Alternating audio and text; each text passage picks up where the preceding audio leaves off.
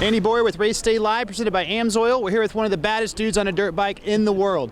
This is a little bit different ball game though, but you know what Supercross is all about. Oh man, I love Supercross. I don't think there was a year that went by that I never missed a San Diego Supercross growing up, so it's pretty fun for me. I actually got a little older, get to come out here and do track walk, and half the dudes are my friends, so it's cool. Well, speaking of your friends, you know, you're a father. Your boy, Josh Hansen, just became a dad this week. You've been there, you've been there for him with riding, but I know you've been there for him with being a dad and going through what all that's about. I'm surprised I didn't get a million phone calls the first couple days he had his kid, you know what I mean? But for me, I'm pumped. Like, I was pumped Hansen was having a girl too. I'm like, for you, I'm like, how you are? I'm like, you need a kid in your life. Reed knows. Yeah, Reed knows how it is when you have kids. Like,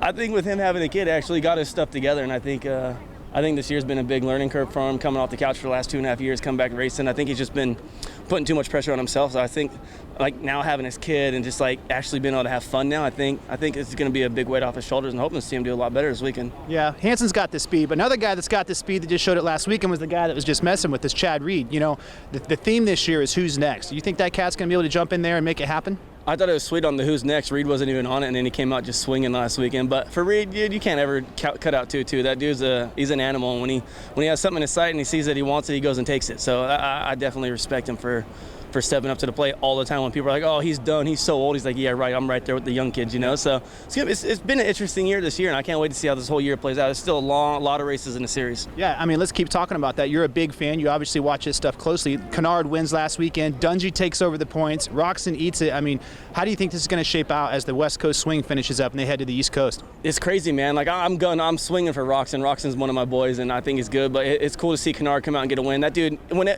I just feel like he has the worst luck with getting hurt, and if he could stay off the ground and not be hurt, he's a contender all year round, like, no doubt. And Dungey, you can't ever count Dungey out. Dungey is there whether you like it or not. He's always in the top four right there, you know what I mean? So it's definitely good. Well, let's talk about you. I mean, you've been riding when you get some rain around here. You've been killing the hills, but you're also into a new endeavor right now in that truck. Tell us about racing that thing.